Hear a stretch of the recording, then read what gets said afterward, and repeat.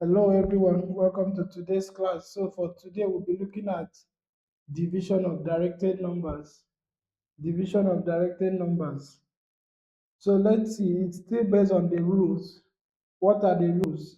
When same sign divides, you have plus as your answer, and then when different sign divides, you have minus as your answer. So let's see, plus divided by plus equals to plus, then plus divided by minus, that will give us minus. Minus divided by plus, that will be minus, and minus divided by minus equal to plus. So examples, simplify the following.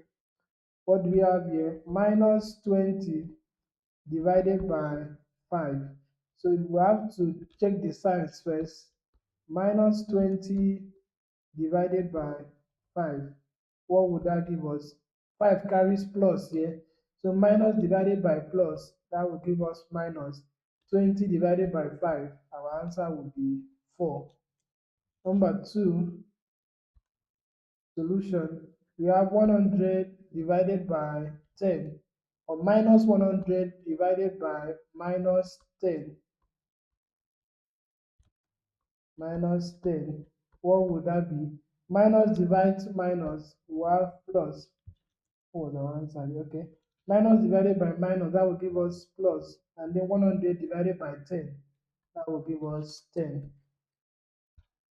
And then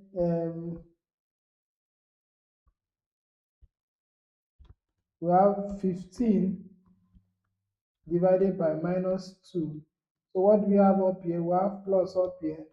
Plus divided by minus, that will give us minus. 15 divided by 2. Now, there will be a remainder, so we can put it as a mixed fraction. That will be minus 7 whole number 1 all over 2. That will be our answer. And then that's all. So we have our activity here. To multiply and divide directed numbers is always very simple. Just follow the rules. Follow the rules for the signs carefully. Please do well to go through the questions one after the other. And this brings us to the end of directed numbers. Please, directed numbers is the foundation for most of the algebraic expressions that will be taken later on in this video. Please make sure you carefully go through directed numbers, especially addition and subtraction of directed numbers. Thank you very much. Please do well to like, to share, and to subscribe. See you in our next class.